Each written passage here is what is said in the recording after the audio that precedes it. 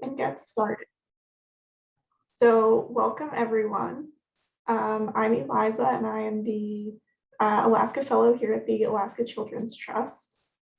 And welcome to the second presentation in our trauma-informed series. Just some meeting details and etiquette for you. Please make sure that you're on mute when you're not speaking. Addie will reserve some time for questions at several places in the slideshow, so feel free to unmute at those times and ask your question. And I will also be monitoring the chat box for questions, so if you have questions at any point throughout, feel free to put them in the chat, and I'll make sure that they get asked. The recording will be available after the webinar. And I will also send you some resources via email that Addie has provided after the webinar as well. And I'll also send you that link to join our listserv. So now I will turn it over to Addie from Forge Facilitation. Thank you so much for being here today, Addie. Great, thank you very much, Eliza, and welcome everybody. Just give me a moment here. I'll bring up my presentation.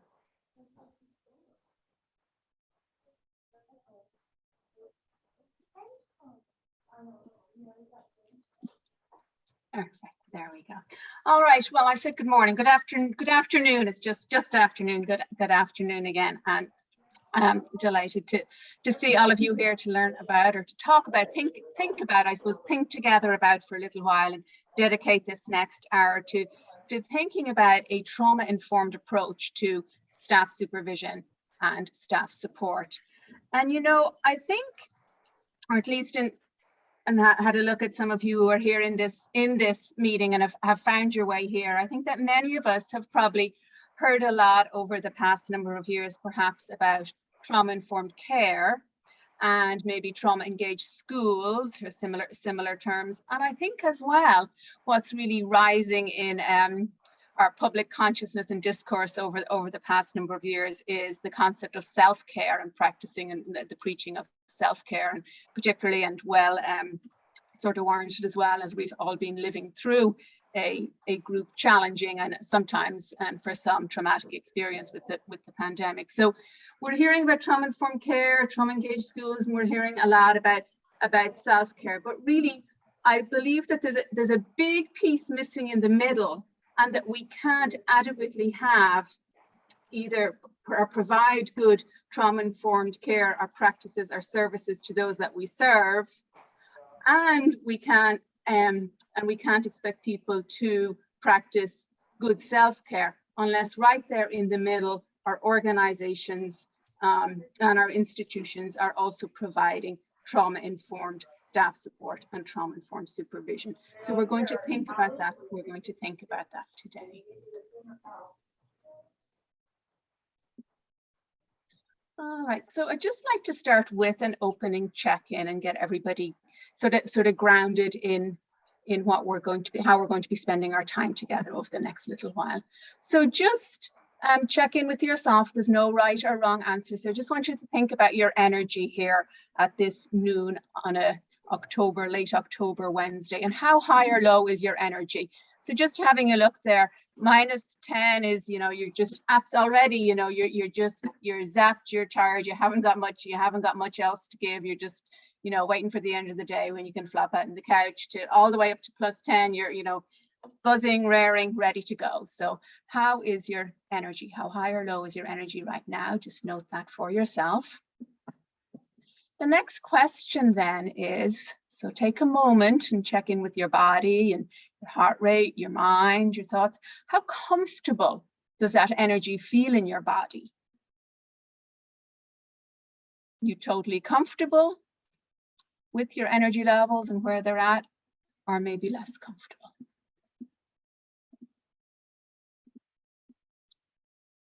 The next thing maybe for you to just spend a moment or two thinking about is, how good of a match is the energy level for what you're doing?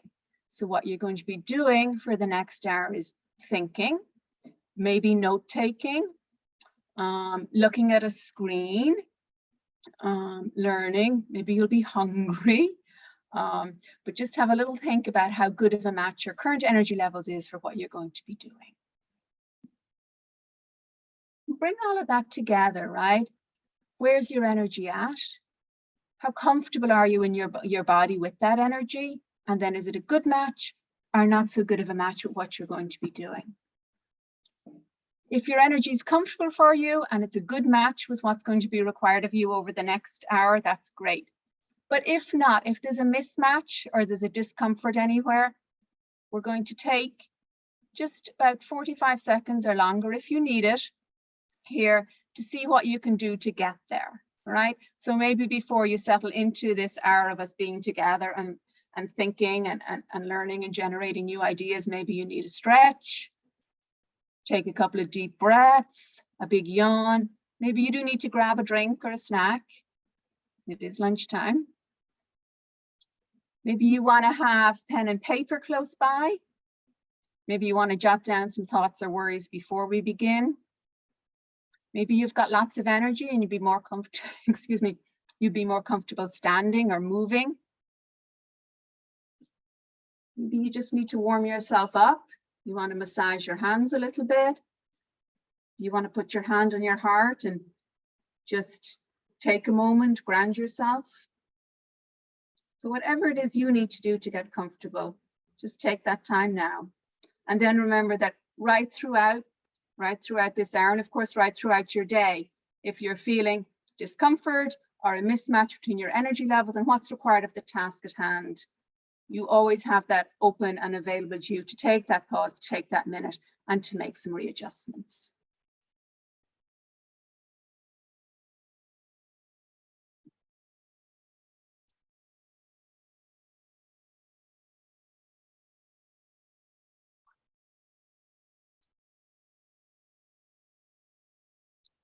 When we talk about trauma-informed practices or a trauma-informed approach, be it to staff support and development or staff supervision or whatever it is we're talking about, really what I hope we can all do is really focus on aligning what it is we know with what it is that we do, or putting our theories into practice. And we know that trauma is pervasive and trauma is life-shaping.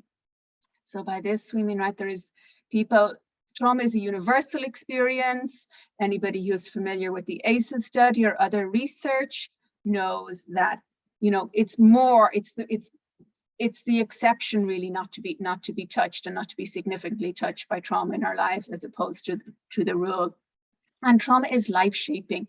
We don't get to choose our responses to trauma. We don't get to choose how trauma impacts our life. It impacts our bodies. It impacts every aspect of ourselves, our relationships, our development. So it's pervasive, it's life-shaping, and really then, in whatever role we have within our organizations, we want to move to aligning our knowledge of the pervasiveness and the life-shaping nature of trauma to adjusting organizational practices so that we support not just clients or students or patients, but so that we support staff and clients' capacity to cope. And in doing that, we want to honor their strengths, and above and beyond anything else, we want to make sure that we avoid re-traumatization. So as we're thinking about staff supervision and staff support, we kind of want to hold this in mind, that really what we're trying to do is honor people's strengths, support people, and avoid re-traumatization, so that we're aligning what it is we know about trauma with what it is that we're going to be doing. Just going to give a little bit more sort of context and ground us a little bit in the idea of thinking about staff support and supervision. And don't think we've too many teachers here in the meeting, but certainly it looks like several people who work with young people. So just focusing in though for a moment on teachers. So this first piece of data is pre-pandemic, comes from 2017. And so then we saw that 85% of teachers were reporting a work-life imbalance that actually said, yes, this impacts or affects my ability to teach. We know that turnover is huge in the teaching profession, with 30% of teachers not just leaving one job or one school, but leaving the profession within 5 years. And a teacher, a youth worker, a staff member in a behavioral health clinic, working in after schools clubs, boys and girls clubs, rural CAP, anybody really working in behavioral health, social services, and beyond. I think anybody who's here in this meeting, the jobs that you do, the jobs that we do, really require us to be on, not just physically or mentally or intellectually in our jobs, but really socially and emotionally as well. And so we know too that COVID-19 has really added to all of the anxiety and uncertainty in the world. And we know that ambiguity and uncertainty really heighten our need for multiple forms of support and protection so that we can keep on keeping on. This data does come from 2020, does come from the early parts of our pandemic. And at that point, the 5 most mentioned feelings among, again, we're focusing a little bit on teachers, was anxious, fearful, worried, overwhelmed, and sad. Okay.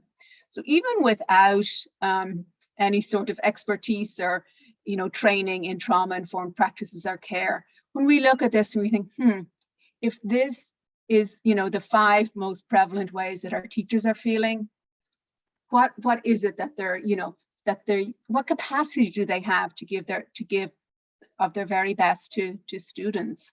And how can we change that? Just to note as well, teachers were also asked what are the feelings that they wish to have when they're in their jobs and when they're looking after kids and teaching and educating students. And they said happy, inspired, valued, supported, and effective. So that's how they want to feel.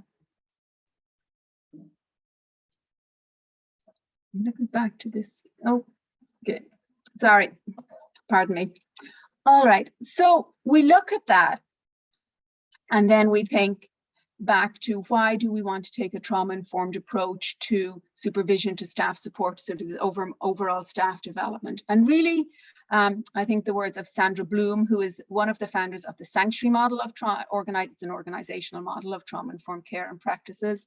And she has said, trying to implement trauma-specific clinical practices without organizational culture without organizational culture change is like throwing seeds on dry land.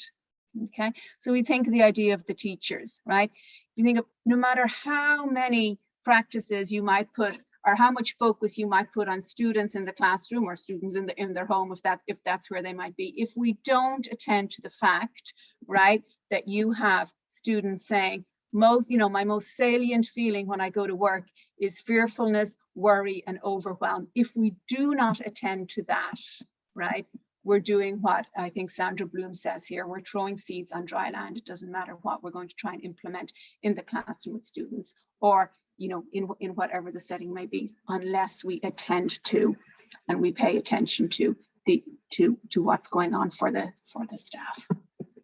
Okay. Also borrowing somewhat from sanctuary language, we're putting it in very plain language. When we talk about staff supervision and support, really what we're saying is we want to practice taking care of ourselves and each other so that we can take care of our clients / students / patients / communities, even / families. So we take care of ourselves and each other first. When we're talking about supervision, I'm hoping that, primarily for this audience, this will seem obvious, but it is not always the case. And I want to be very clear and explicit about that. Supervision is not just an administrative task. Supervision is more than that, and supervision is more than performance evaluations. All right, so that might be if that's been your prior experience of supervision or how you think about supervision, that's not what we're going to be talking about today. And I'm not really here with a whole, ton of tips on doing performance evaluations. Not that performance evaluations can't be done in a trauma-informed way. They absolutely can. And it is a piece of it. It is a piece of supervision, but it's not a big piece that we're going to focus on today. It is so much more. And just like supervision is more than an administrative task or something to tick off, staff development then is, again, no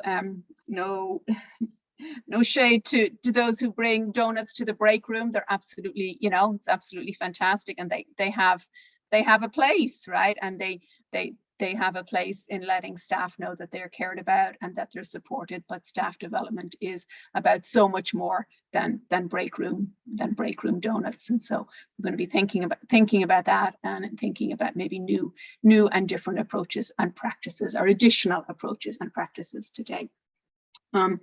Do want to say as well at this point that nothing that I share here is either prescriptive or exhaustive, right? There's a once you start digging into this and thinking about this and thinking about how it makes sense for your own particular context and your own workplace, really it's about an approach and about a framework, as opposed to any kind of checklist or ticking the box or saying this, this is what you should do. The very nature of trauma-informed practices are that they need to be flexible. You need to meet people where they're at. It needs to suit the particular circumstances. And there is no one size fits all. So what I offer here today is really, a way for you to think about things. I will reference plenty of resources. And then, as Eliza pointed out, you'll get the handout of a resource list from me as well, where you can click on all the different links and have a look at things and see what might suit you. But absolutely, it's to be adapted for your own particular circumstances. And it's really about thinking about this approach is how can we honor, back to that, aligning what we know, what we do. How do we respect staff? How do we honor their strengths? How do we support coping? And how do we, right, like in the medical profession, first do no harm. How do we avoid re-traumatizing, or how do we avoid perpetuating maybe historical trauma or structural oppression within our workplaces? How do we do these things? And just to begin thinking about that, I suppose the only thing I would offer or suggest is a non-negotiable is that you really do think in your workplace about having predictable and regularly scheduled staff supervision, because I know that doesn't always happen. Or even, team meetings and dedicated time for team meetings and staff support. And so sometimes like, I don't, we've no time for supervision, or if there's a problem, my boss will tell me, or I'll tell my boss, and we'll leave it at that. And I would say that really having the dedicated time and the space, and certainly coming to agreements about how you use it is important, but having that time set aside is important, or else we kind of, we end up back at that earlier slide where we say any other changes we're trying to make with improving any other processes within the workplace, or improving a culture of care or a culture of education, is not going to work. We'll be throwing seeds on dry land unless we would really put that work into staff support, and dedicated time for supervision is a piece of that really should be happening. So a little more then on just thinking about a trauma-informed framing. Some of the principles of trauma-informed practice are principles of safety and trust, of collaboration, working together, of choice, and of encouraging and supporting mastery and empowerment. And so this framing works really well for thinking about supporting staff, right? And so think about yourself in your role, not as if you're a supervisor, just don't think about that hat for a moment, just your role as a staff person, or if you're the executive director or the CEO of an organization, then you have a board, right, that you report to.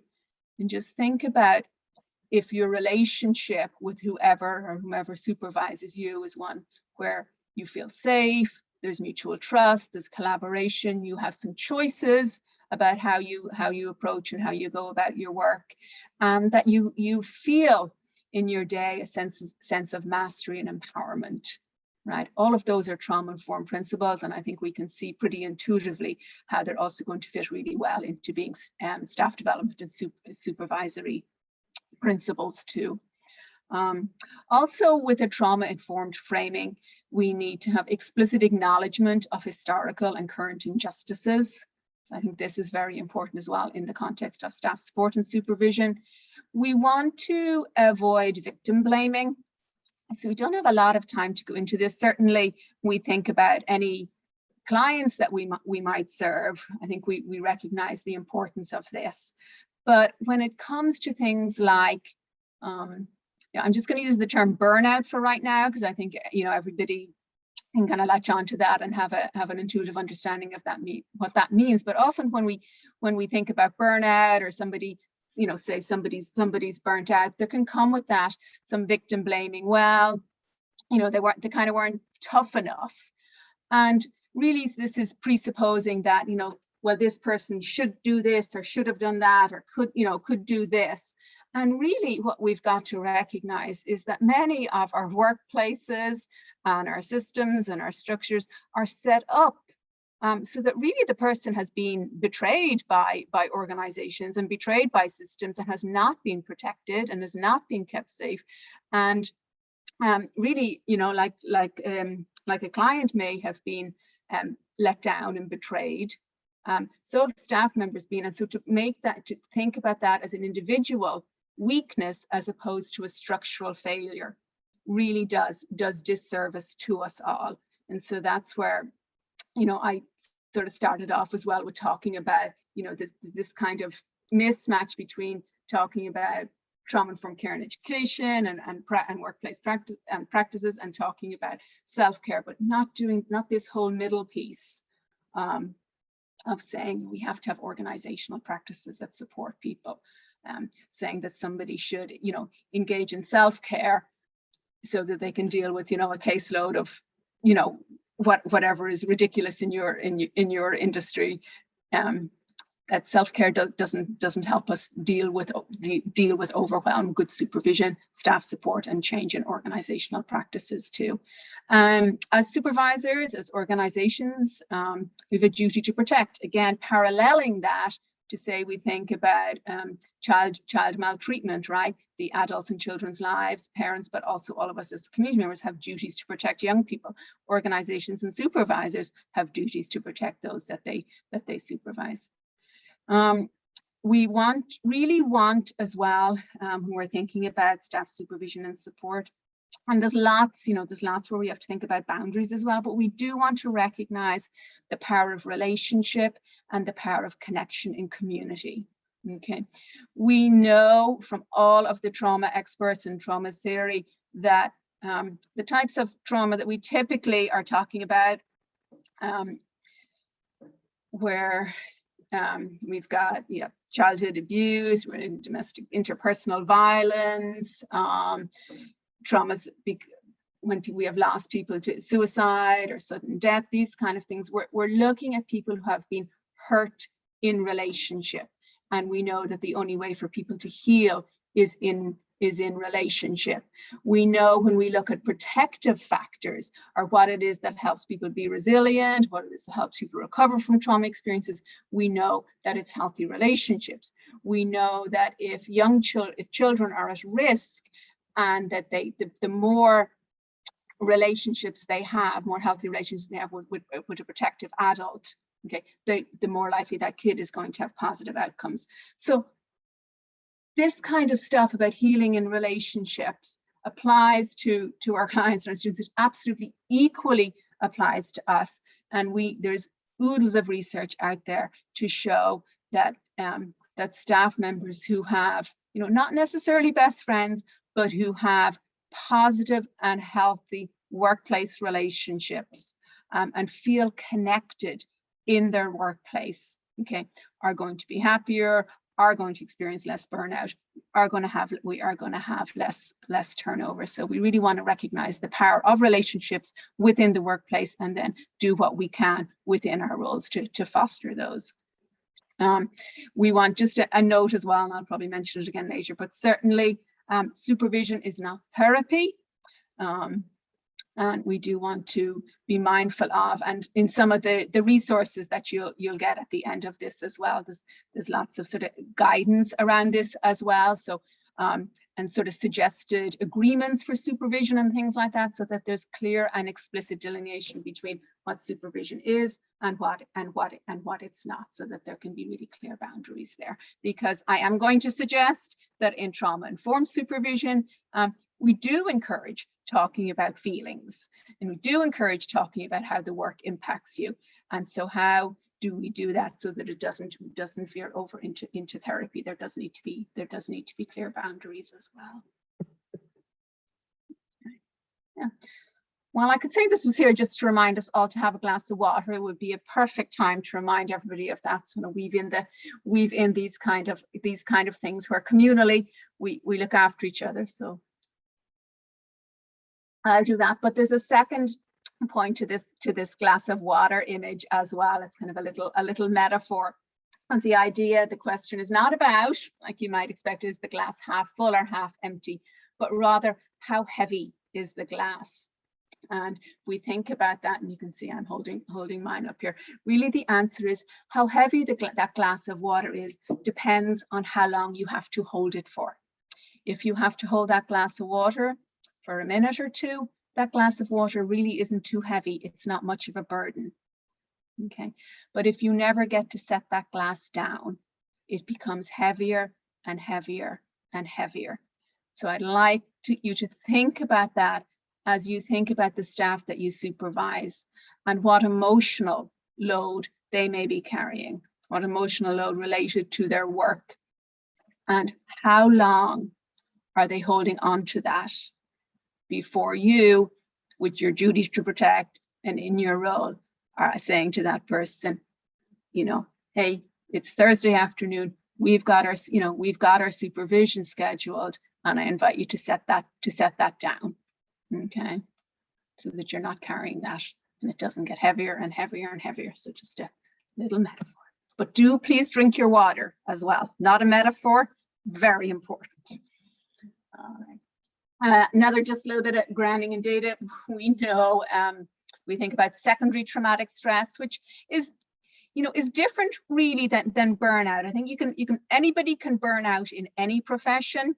But in the professions and the workplaces and the jobs that you are all here representing today, people are at a unique risk of burnout plus, I suppose we could call it. So burnout plus secondary traumatic stress. So in the work that you all do, you and the staff that you supervise are exposed to a lot of darkness, or exposed to the emotional pain of other people, are drawn to this kind of work because of empathy, because of being suited to it, because of being able to feel and relate to and connect to others.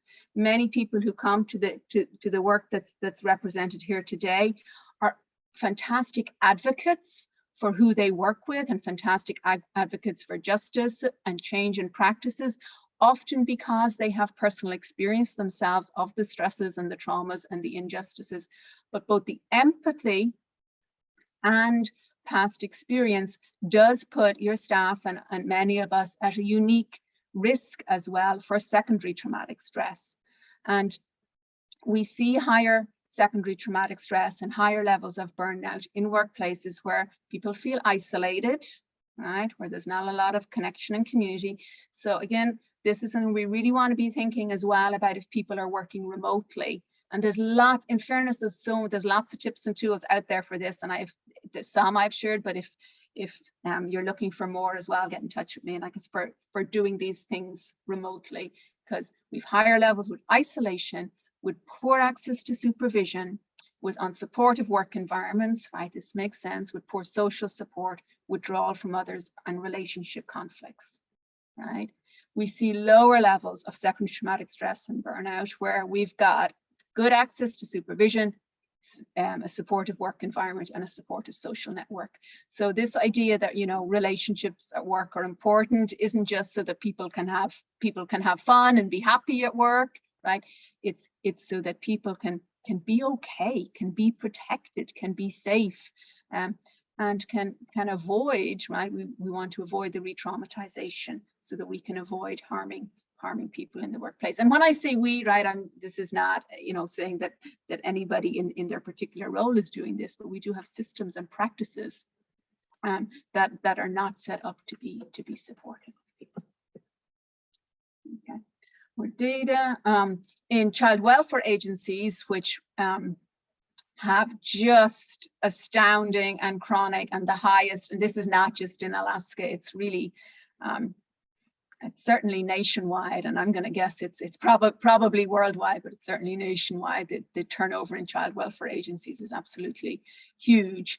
But there was some research to look at relationship-based supervision, which is the type of supervision really falls in line with trauma-informed practices, and also ample time devoted to continuing education and to learning, which of course helps with empowerment and mastery and those kind of things, which are really important as well. We saw lowered rates of turnover. And this is really important because we're always going to see these parallels, right? Greater success then in the permanent placement of children, right? And so when we think about, the bottom line for all of you here today, I know the bottom line is good care for your clients, good care for your patients, for your students, for your communities, right? But to get there, how do we get there? And we really do get there by staff support and staff supervision, as well as some bigger systemic and organizational and society level changes.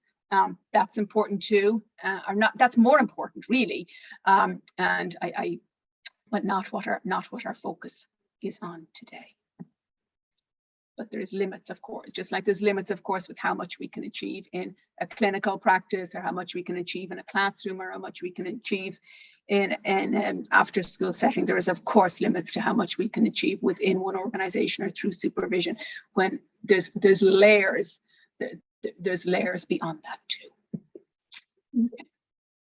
Then kind of getting in a little bit more to the weeds and thinking sort of specifically about techniques and approaches, tactics, tricks, ideas that that I offer that may or may not make sense or work for you in your particular context.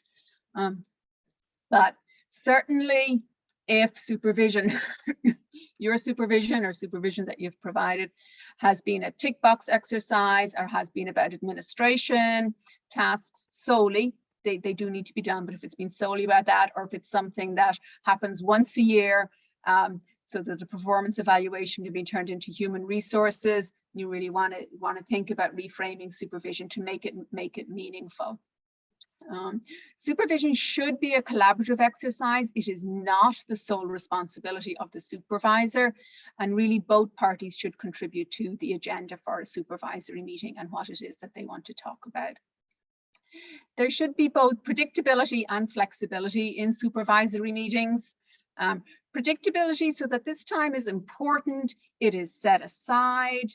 No surprises are sprung on a person. They know the agenda goes out in advance. They know what's going to be talked about. They know what's on the table. They know when it's going to happen. When they can maybe, set that heavy glass of water down. But then, of course, it needs to be flexible too. What do you do if somebody's having a crisis in the day, if somebody has to take over the caseload of a colleague because they're self-isolating or in quarantine? What do you do in flexibility wise if people are not together in the same physical space anymore, etc., etc. So balancing this predictability and flexibility is really important. Again, just always be explicit, practice open communication, all of these things. And that we also sort of talk about in providing good client or student or patient care. If you're looking for a little more guidance on, okay, what, where do I start, or exactly what, what school or type of supervision might make sense, I encourage you to look into and then, adapt as you see fit, reflective supervision.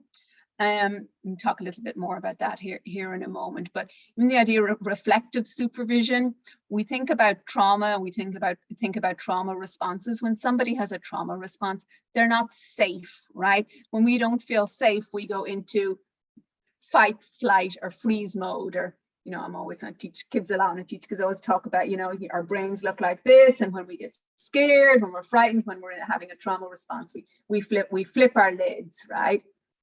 And we're very reactive. And reactive you know, sometimes we say or do things that we might regret. And reflective supervision, it flips the script on. It's really the exact opposite of reactivity, that we're reflecting on and we're thinking about our practice and our work and what it is that we do. And you know, in all of this, anytime we can create an opposite experience to a trauma experience, that's what we want to be doing. So reflective supervision really provides that opposite to having to be, you know, be moving to being reactive, but also in a lot of our work to always being crisis oriented, to having to move so quickly, to putting out fires or whatever it is that, you know, that applies in your situation, to always kind of being go, go, go, go. You get to slow down and process and think about things. Another suggestion, again, it may not be that everybody is in the same physical space with their supervisees at the moment, but you could possibly even do this if you weren't in the same physical space, this to consider walking meetings or walking supervision. There's a lot of emerging research as well on how people find this beneficial, and as well as just all the sort of ancillary benefits that come from walking and getting your heart rate up, being outside in nature. We know as well that sort of rhythmic, repetitive activities are very good for soothing a body that may have experienced trauma. So there's lots of ways that maybe walking for supervision and during a supervisory meeting might be something that you could consider or discuss. Reflective supervision itself has its origins in early childhood services. That's really where it came out of, and people who were doing work with sort of the 0 to 3 age group and their parents. So very emotionally intense work. And then we're doing reflective supervision, where they really talk to their supervisor about their thought processes and their emotions during these experiences. Reflective supervision aligns very well with trauma-informed principles. And just a reminder, some of the trauma-informed principles are things like collaboration, choice, trust, and control. Typically in reflective supervision, and in the agenda setting there, one of the things is that the person who is being supervised, the supervisee, will pick whatever case it is that they want to bring and they want to discuss that's maybe been emotionally challenging or difficult for them. So there's a lot of choice and control there. And then that person has to share, or the person shares, this is how I felt when, the baby did this, or when the mother did this, or when I picked her up. And so you have to put a lot of trust in your supervisor to be able to share that. And then there's collaboration, of course, in working together, like, okay, what might you do differently next time? And all of these things. There's also a great growth and change focus in reflective supervision. Reflective supervision takes into account the real need for people to have ongoing education in their work and ample time for that, and to use experiences from the past to grow and to be different in the future. And growth and change is another thing that's so important as a trauma-informed practice. People who've experienced traumas, particularly people who've experienced sort of chronic trauma and their childhoods, can really get stuck and can start to believe that nothing can ever be different and the wheels are just spinning and spinning, and the idea of sort of hope and a different future and that things will change can seem very far off. And so anything that we can do to shift that a little bit, for clients, but then also for ourselves to believe that things can change, and there's a real growth and change focus in reflective supervision. So this is important. Again, reflective supervision is about the regular collaborative reflection between a staff member or a service provider and their supervisor that builds on the supervisee's use of their own thoughts, their own feelings, their own values within looking after a student or a patient or a client, or having a service encounter, and then using this new awareness to serve better in the future and towards growth and change.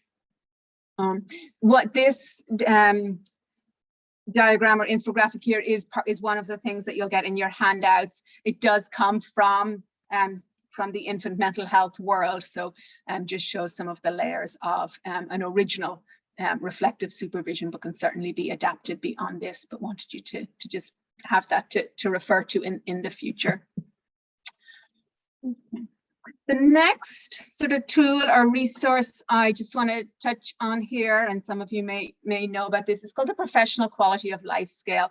And so this is a scale or a tool that you could certainly think about using either in supervision or in team meetings. What I would caution against with this is ever saying, oh, I went to this training and saw this tool, and you answer the questions, and then you get to find out how burnt out you are, how much compassion fatigue you have, or secondary trauma, and here you guys should all try it.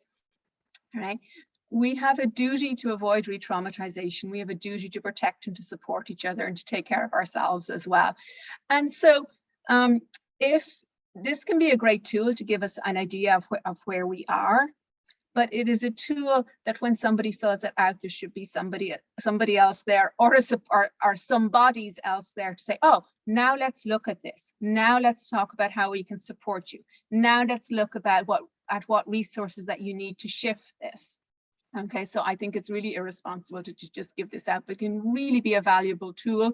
The other thing I really like about this Proqual tool is that it allows us to measure it has us look at burnout, it lets us look at compassion fatigue, which is very similar to secondary traumatic stress, but also something that is called compassion satisfaction, because we all came to the work that we do for a reason.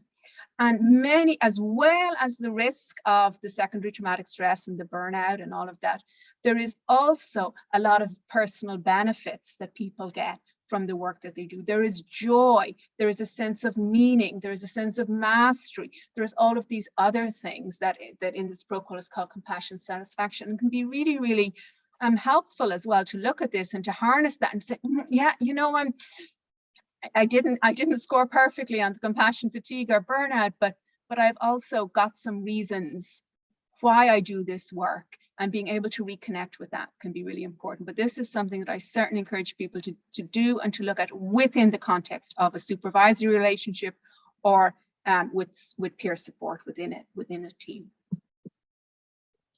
We do have a few questions in the chat. Oh yes, I'm very sorry, Eliza. I've been running on and not pausing. The first is from a little bit ago. Do you have a data source for the Child Welfare Agency reference? Yes, I do, and I think I won't go back through it. I think it's from Multiplying Connections, and I think I had it in very small writing at the bottom of the screen, but I believe that is from Multiplying Connections. And we can definitely get that for you after. Yeah, and I can definitely just email that to you as well afterwards. The second is control has a negative tone. Is there a way to mention that aspect the correct way? We could, yeah, okay. So if control in your context has a negative control, and I absolutely see how that might be. I would think agency. I would offer agency maybe as another term to use instead of controls. Talk about agency or personal agency. And then our last question is, should we refrain from completing the professional life scale if we do not have someone we trust to go through it with? Yeah, so I would say you know you best, and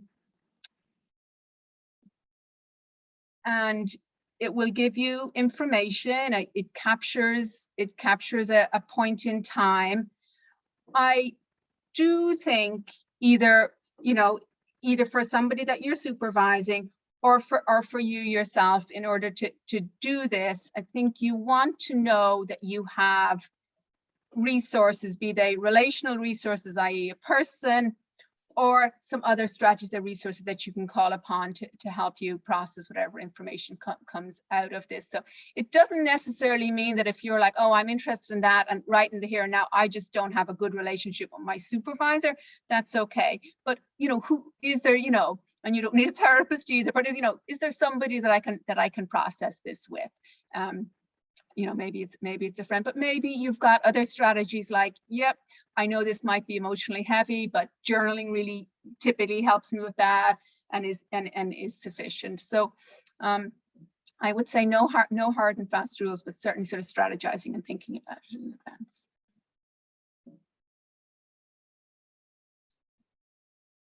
Okay, thanks, Eliza.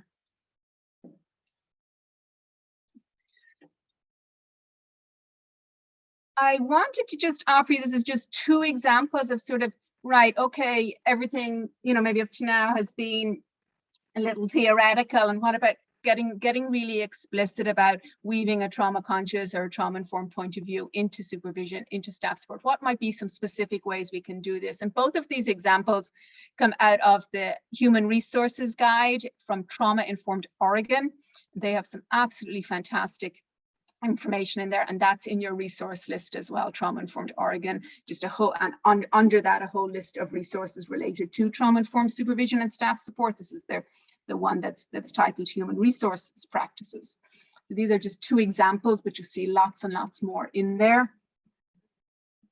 So if you're thinking maybe you're a supervisor and you're meeting your supervisee, and maybe it's a formal supervisory meeting, but maybe it's also, right, you know, that you meet them in passing in the corridor, and you're doing a 5-minute check-in or whatever. But this kind of question, I guess, would want a fairly private space.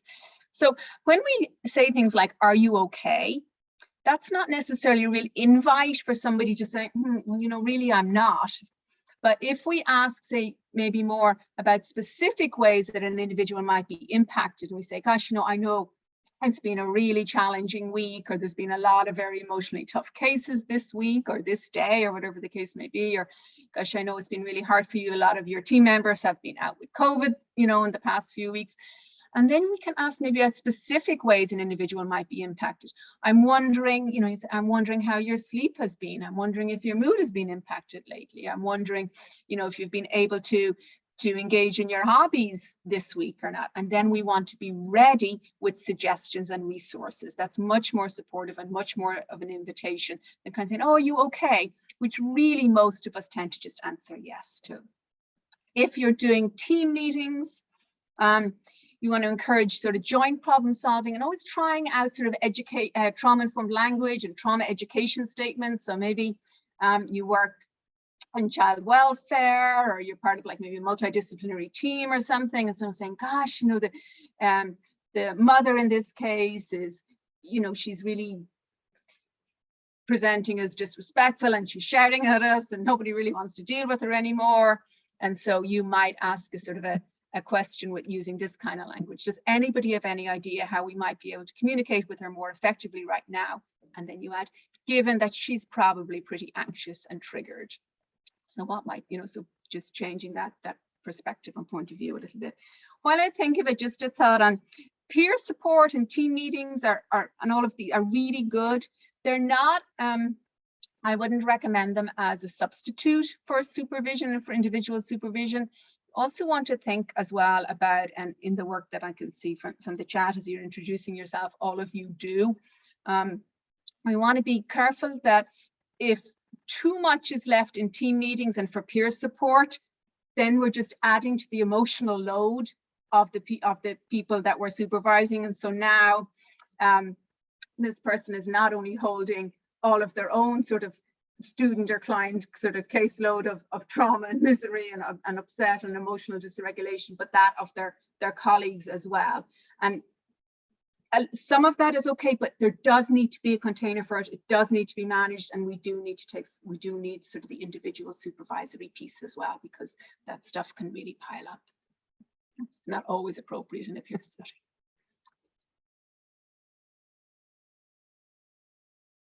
For staff development, again, we want to be thinking again about relationships, connection, and community. It can seem like you're taking time away from the job, taking time away from tasks, to have, you know, team meetings or to be doing an icebreaker, these kind of things. Absolutely, I think you want to be very, very thoughtful and intentional about this, because people do not want their time wasted.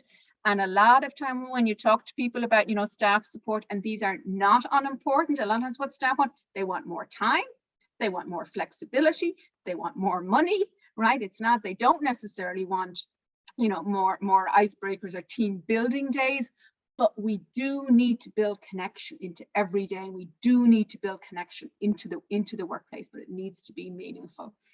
We want to think about, I came across this term, and although I think the language is funny, I get what it's trying to convey. We want to have a humanized sense of productivity. A lot of times I hear, be it when we're talking about direct sort of trauma-informed care for kids or for clients, particularly with kids, people say, but also from a staff point of view, oh, well, you know, this trauma-informed stuff, it's just lets everybody away with everything, and there's no accountability, and, you know, nobody has to really do their job or, you know, pick up their room. And that's not what trauma-informed practices are about at all. And in fact, it's about, in many ways, it's really about the opposite. It is about setting boundaries. It's about accountability. It's about being explicit about what's accepted. And it's about creating humanized conditions and safe and supportive conditions so that these things can happen. So I kind of like that phrase, a humanized sense of productivity. We really want to normalize. So anything that you know that you can do to normalize responses to the work that we're doing, and say, yes, it is human to have a response to the work that we're doing. We are not robots. Learn and practice protective and healing strategies together. So I'd really suggest this.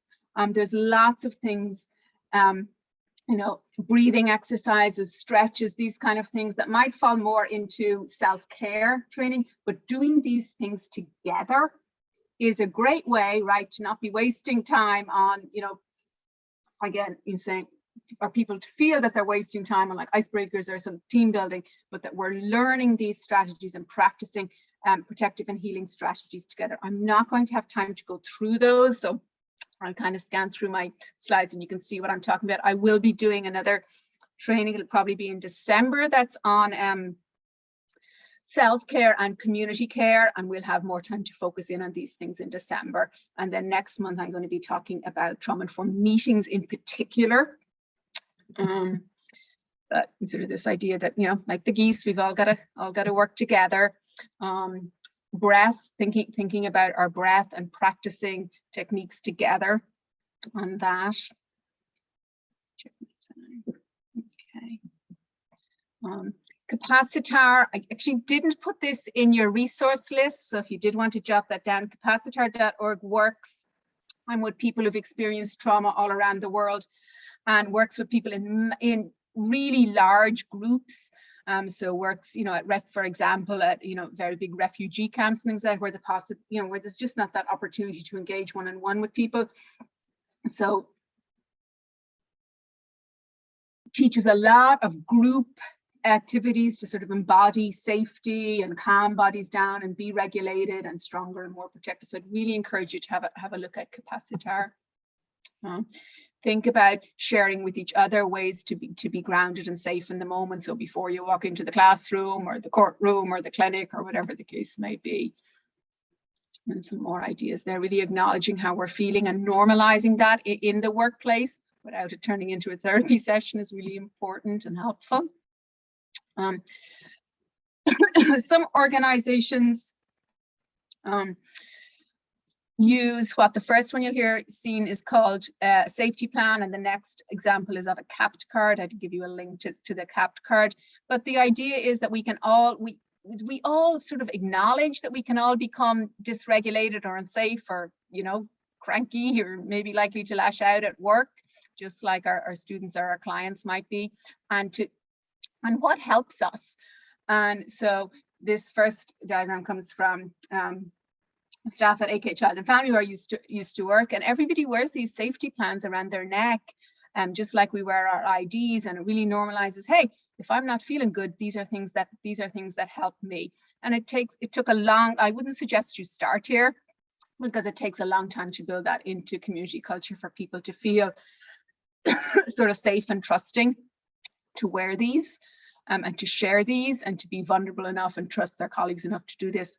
But when you get there, it can really shift a culture in a workplace.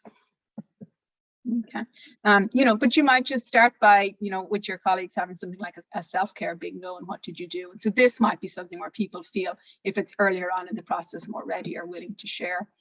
Kind spraying, did link that in your resources. There's some really great 21-day challenges you can do here as part of a group or a team around gratitude or mindfulness or things like that.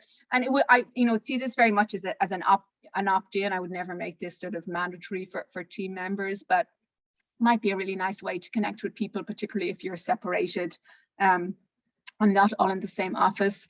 There's some really, really nice ideas there for building teamwork. The Trauma Stewardship Institute, she has 2 wonderful books, The Age of Overwhelm, and then also Trauma Stewardship.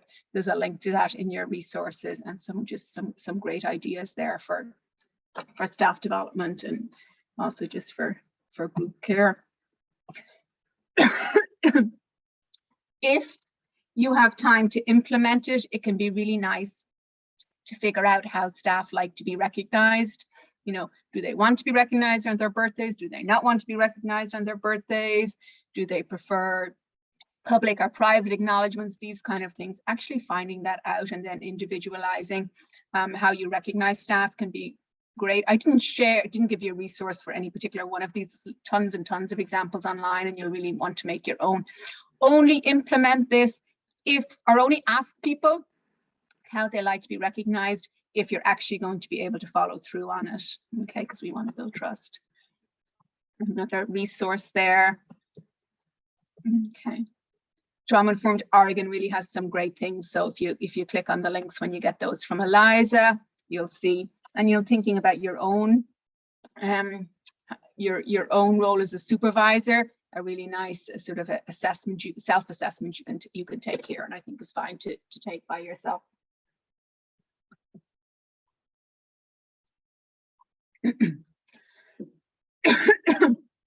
Some ideas you can think about for staff development with your team, like coming up with a team charter, having a safety tip of the month, maybe having once in a while having a meeting that doesn't have a business agenda. Think about your committees. Is the membership adequately representative of your staff group? You think about if you're having potlucks or any kind of, maybe not right now these days, but is there food that's suitable for everybody and for all preferences and religions and diets? We always want to be thinking about ways that we can increase predictability for your staff. And then just some closing thoughts. Don't forget about your own need for support, care, and protection, and for supervision for yourself too. Recognizing that trauma-informed supervision and staff support can't fix everything. And so things like living wages and structural oppression and equities absolutely are needed to really shift things in our workplace and in our world. But given that we do have a role to harness and to lend sort of a hope and an optimism bias to what it is that we do. There's a phrase, pessimism is a bad doctor, and pessimism is probably also a bad supervisor. So how do we, without being Pollyannish, sort of harness that optimism and share that, because it's with our staff.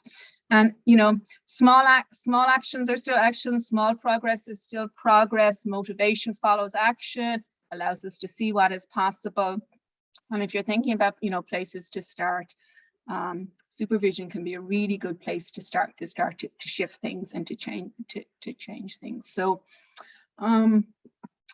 I am already 2 minutes past, so I apologize for that, and I know some of you probably have to go right away, but if there are any questions still, Eliza, I'm happy to take them, or comments, and apologies for so hard not to run over. Thank you so much, Abby. If anyone has final questions, that would be the time to ask. And you will receive resources via email, and also the recording will be available. Okay, I'm not seeing any more questions. So Addie, if it's okay with you, I will share my screen. Quick question. Oh, yes, I'll stop my share. Will the slides be available?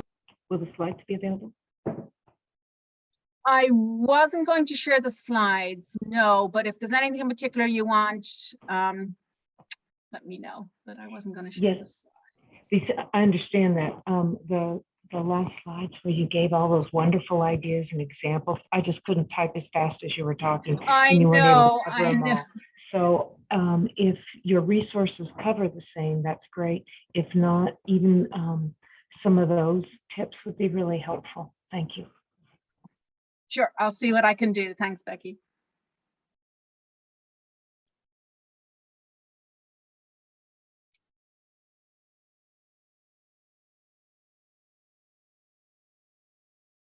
So really quickly before the rest of you duck out, thank you so much, Addie. That was wonderful. Tomorrow, we actually have a conversation on youth mental health in Alaska with Senator Murkowski. So you can register and attend that event as well. And then Addie will be back next month for the next in our trauma-informed training series, talking about trauma-informed meetings on Monday, November 22nd at this same time. And you can register for that on our website on the event page. And again, we'll be emailing you some resources and the link to the recording as well. So thank you all so much for attending. And of course, thank you, Addie, for the really great presentation. Thank you, Eliza. Thanks, everyone.